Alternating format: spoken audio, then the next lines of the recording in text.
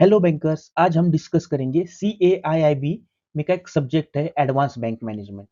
उसमें हम स्टडी कैसे स्मार्टली करें, एक स्ट्रैटेजी बनाएंगे पास होने के लिए। जनरली क्या होता है, बैंकर्स के पास कम टाइम होता है, यानी अपना जो बैंकिंग आवर्स है 10 टू 7 टू 8 PM तक टाइम चलता है।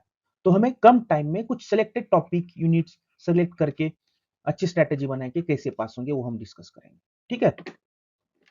CAIB ABM is not about study everything, it's about studying the right module in the right way. ठीक है, तो डिस्कशन हम स्टार्ट करेंगे। एग्जाम में रियलिटी में क्या होता है, सभी मॉड्यूल में आपको इक्वल मार्क्स नहीं आता है। Each module test a different skills. तो हम क्या करेंगे, स्मार्टली सिलेक्शन करेंगे कौन सा मॉड्यूल कौन सा यूनिट हमें डिस्कस करना है या स्टडी करना है, तो हम जल्दी से जल्दी इस एग्जाम को पास हो जाए। क्योंकि नियर अबाउट अभी 5 सब्जेक्ट्स है, तो इसे हमें फर्स्ट अटेम्प्ट में पास करने के लिए एक अच्छी सी स्ट्रेटेजी बनानी होगी। हमें सर कुछ ही सिलेक्टेड टॉपिक्स सेलेक्ट करना है और उसी में हमें मास्टरी करना है और उसमें मैक्सिमम स्कोर लाना है पास होने के लिए। ठीक है। मॉड्यूल ये है स्टैटिस्टिक्स, ये कैरी करता है 28 टू 32 मार्क्स। और यहाँ पे सर मैक्सिमम न्यूमेरिकल्स आएंगे आपको, अनलेस थ्योरी क्वेश्चंस रहेगा। प्योरली कैलकुलेशन ओरिएंटेड मॉड्यूल है, तो आपको एक फॉर्मूला शीट बनाना पड़ेगा जो कि डेली आप रिवाइज करें या 2-3 दिन में एक बार रिवाइज करें। और आपको न्यूमेरिकल्स सॉल्व करने हैं, प्रैक्टिस करना है, तो आप ये हाई स्कोरिंग भी हो सकता है आपके लिए। ठीक है। अब मॉड्यूल बी क्या है सर, ह्यूमन रिसोर्स मैनेजमेंट। ये 20 टू 26 मार्क्स आपको कैरी करता है। यहाँ पे न्यूमेरिकल्स नहीं है, theory based and case study based question आएगा। कंसेप्चुअल एप्लीकेशन ऑफ एचआर, जो भी आप थ्योरी पढ़ेंगे यहाँ पे एचआरएम की, वो आपको कंसेप्चुअल एप्लीकेशन कैसे होता है ये देखेंगे। यहाँ पे कंसेप्चुअल प्लस सिचुएशनल क्वेश्चन आएगा इसमें। थर्ड है सर मॉड्यूल सी, ये क्रेडिट मैनेजमेंट। ये आपका क्रेडिट डिपार्टमेंट में जो भी होगा इनके लिए ये इजी है। यहाँ पे 33 टू 38 मार्क्स कैरी होता है और ये हाईली वेटेज मॉड्यूल है। और इसमें भी सर हाईली वेटेज यूनिट्स भी, हमें उस पर ज्यादा फोकस करना है। न्यूमेरिकल सर यहाँ पे 50 टू 55% आता है। इसमें केस स्टडी टाइप भी आएगा, मतलब आपको एक क्वेश्चन दिया रहेगा, केस स्टडी आपको उसमें 5 क्वेश्चंस दिया रहता है। थ्योरी भी कम है, केस स्टडी आएगा। ये न्यूमेरिकल प्लस केस स्टडी मिला के आपको 70 टू 80% का आपका क्वेश्चन इससे आता है। ये इसमें प्रैक्टिकल बैंकिंग आपका डे टू डे एनपीए के ऊपर केस स्टडी आएगा, केस स्टडी बेस्ड क्वेश्चन इस पे आएंगे। हम इस पे एक फोकस करेंगे, इस पे फोकस करेंगे। मॉड्यूल डी है सर कंप्लायंस एंड गवर्नेंस। यहाँ से 18 टू 22 मार्क्स है। ये थियोरेटिकल है, इसमें ज्यादा कुछ ये नहीं, स्ट्रेट फॉरवर्ड थियोरेटिकल क्वेश्चंस आएंगे। यहाँ पे न्यूमेरिकल्स कुछ भी नहीं है। तो अब हम यहाँ से क्या क्या देखेंगे सर, मॉड्यूल सी इंपॉर्टेंट है और मॉड्यूल ए भी इंपॉर्टेंट है, तो हमें ज्यादा टाइम मॉड्यूल सी और मॉड्यूल ए को देना है। ठीक है। तो अब यूनिट वाइज देखेंगे हम। तो फर्स्ट है सर मॉड्यूल ए स्टैटिस्टिक्स, यहाँ पे 28 टू 32 मार्क्स कैरी करता है। यहाँ पे फर्स्ट यूनिट है, उससे सर मैक्सिमम 2 to 3 क्वेश्चंस आ सकते हैं। वेटेज देखिए 2 स्टार है। अब इस हिसाब से हमें सर उस मॉड्यूल में भी हमें प्रायोरिटी देना है, कौन सी यूनिट को ज्यादा प्रायोरिटी देंगे। सेकंड है सर सैंपलिंग टेक्निक, ये 3 to 4 मार्क्स कैरी करता है। जस्ट प्रोबेबल मार्क्स है, इससे थोड़ा बहुत चेंज हो सकता है बट प्रोबेबिलिटी है इतना क्वेश्चन आने का। थर्ड है sir measures of central tendency, dispersion, skewness and kurtosis.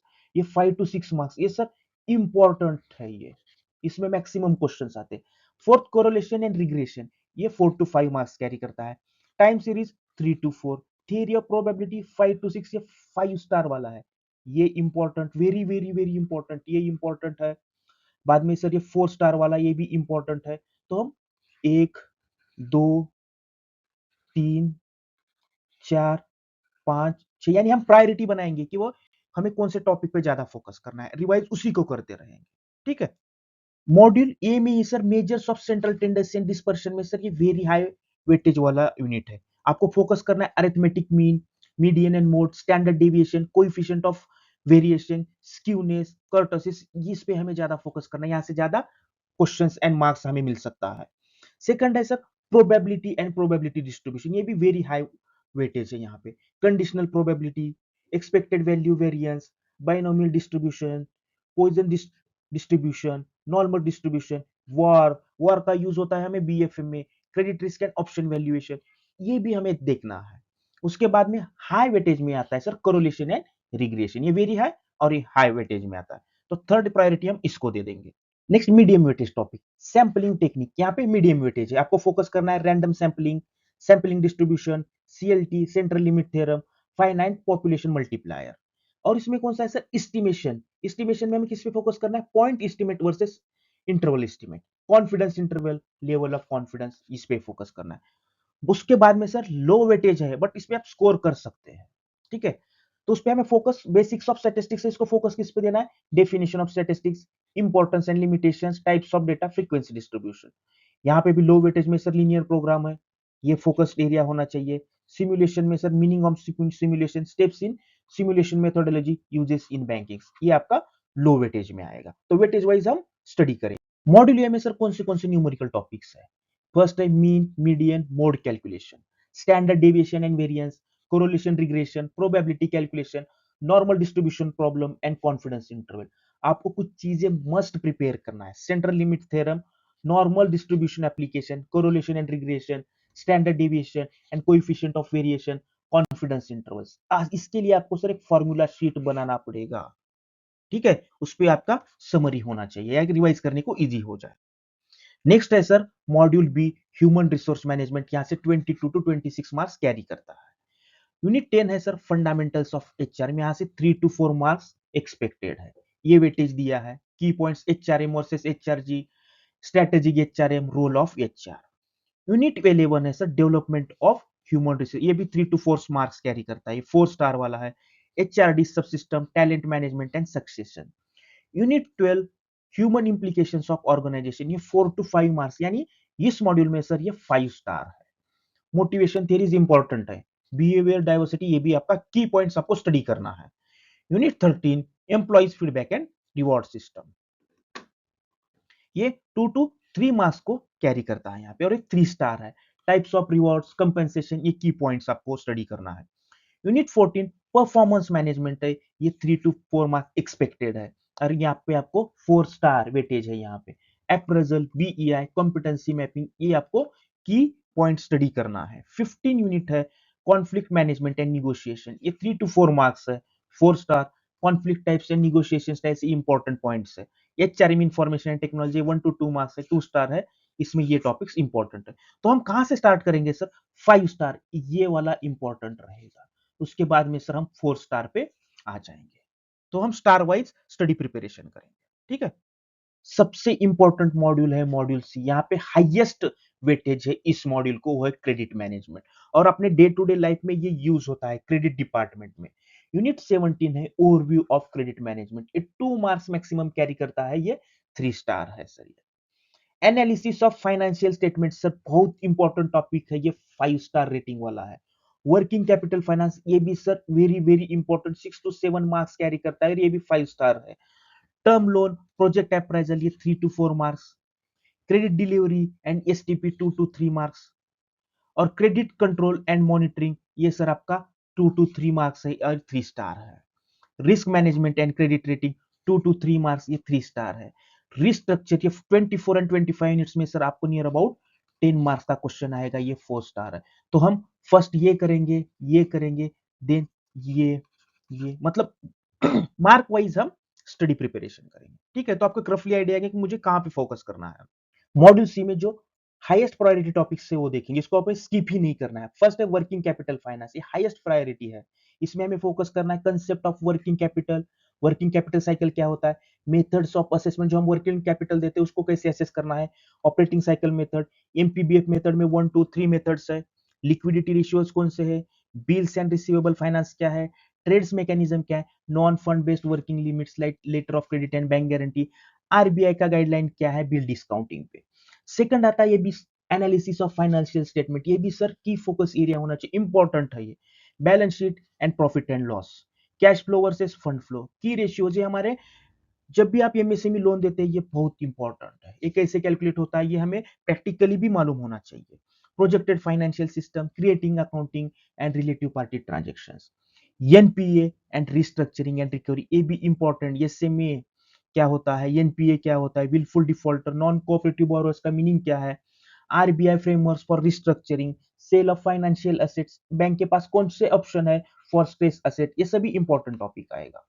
बाद में आईबीसी 2016, इसमें आपको डेफिनेशन देखना है, आईबीसी का क्या है, सीआरपी प्रोसेस, टाइम लिमिट्स क्या है, liquidation process, prepacked insolvency for MSMEs. ठीक है, ये सभी चीजें हमें देखना है। नेक्स्ट आता है सर आपका credit risk management and credit rating. इसमें इंपॉर्टेंट पॉइंट्स ये है, ये ज्यादा मार्क्स कैरी नहीं करता है, बट आपको इससे भी गो थ्रू करना है एक बार। Medium but scoring, principle of credits, project appraisal, term loan appraisal, infrastructure project financing, credit monitoring and LRM, loan review mechanism, consortium and multiple banking. अब देखिए वर्किंग कैपिटल फाइनेंस सबसे ज्यादा प्रायोरिटी है। Financial statement यहाँ पे और एक star होना चाहिए था, क्योंकि ये भी इंपॉर्टेंट है। NPN restructuring 4 star, IBC 3 star, credit risk and rating ये 3 स्टार आएगा सर। ठीक है, इसमें सर न्यूमेरिकल कहां से आता है, financial analysis, working capital, project appraisal, risk management, NPA and credit basics, इस पे आपको न्यूमेरिकल आएगा। केस टाइप में सर आपको टिपिकल सिनारियो, जैसे कि फाइनेंशियल एनालिसिस में कंपनी का फाइनेंशियल दिया रहेगा, आपको उसको कुछ रेशियोज या क्रेडिट वर्दीनेस आपको एनालाइज करना पड़ेगा। वर्किंग कैपिटल में सर एमपीबीएफ एंड लिमिट्स के क्वेश्चंस आएंगे। प्रोजेक्ट अप्राइजल में आपको वायबिलिटी है क्या नहीं वो चेक करना है। डीएससीआर एंड आईआरआर आपको कैलकुलेट करना रहेगा। एनपीए रिजोल्यूशन में आपको स्ट्रेस्ड असेट केसेस रहेंगे, सजेस्ट रिजोल्यूशन कैसे हमें इसे रिजोल्व करना है। रिस्क असेसमेंट में आपको company with multiple risk suggest mitigation, क्या कैसे मिटिगेट करना है, ये सभी इस पे आएगा। मॉड्यूल डी है sir compliance in banks corporate governance. 18 to 22 marks maximum आएगा इसमें का, 20 के ऊपर नहीं आएगा, जस्ट 22 मार्क्स मैंने मेंशन किया, 20 के ऊपर नहीं आता ये। Unit 26 compliance functions in banks 5 star है, 3 to 4 marks. Compliance audit 2 to 3 marks. 28 unit compliance governance structure 2 to 3 marks.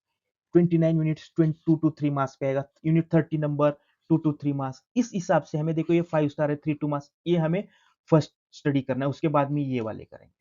ठीक है, मॉड्यूल वाइज एग्जाम नेचर, जैसे कि हमने अभी तक देखा कि कौन से यूनिट में क्या पूछा जाता है, वो जस्ट समरी देखेंगे। मॉड्यूल ए में स्टैटिस्टिक में क्या है सर, न्यूमेरिकल डोमिनेटेड, यहाँ पे आपको न्यूमेरिकल पे ज्यादा फोकस करना पड़ेगा।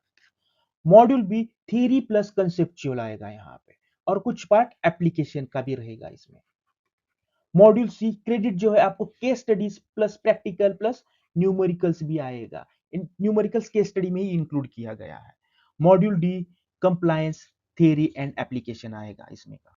तो मार्क वाइज स्टडी स्ट्रेटेजी कैसे बनाएंगे, फर्स्ट मैं मॉड्यूल सी का स्टडी करूंगा, ये हाईएस्ट स्कोरिंग है, इस पे हमें फोकस करना है। और आपके sir day to day life जो भी है, बैंकिंग जो भी क्रेडिट डिपार्टमेंट, आपको तो ये मस्ट इन डेप्थ प्रिपेयर करना है, क्योंकि आपको प्रैक्टिकल एप्लीकेशन है इसका। मॉड्यूल उसके बाद में मॉड्यूल ये सर आपको न्यूमेरिकल प्रैक्टिस करना है इस पे। देन मॉड्यूल बी आपको डायरेक्ट थ्योरी क्वेश्चंस प्लस कुछ कंसेप्चुअल एंड केस स्टडी आएगा। देन मॉड्यूल डी गाइडलाइंस कुछ है और कंसेप्ट आएगा। तो मैं फर्स्ट ये करूंगा, सेकंड ये, थर्ड ये एंड फोर्थ। इसमें भी आपको हाईएस्ट प्रायोरिटी वाला यूनिट्स देख के स्टडी करना है। तो इस ऐसे करेंगे तो हम इजीली ये पेपर पास हो जाएंगे। हमें फर्स्ट प्रायोरिटी देना है कि हमें क्या पढ़ना है और क्या नहीं पढ़ना है, वो आप समझ गए तो आप एग्जाम या ये सब्जेक्ट पास कर जाएंगे। ठीक है, चलो थैंक यू फ्रेंड्स।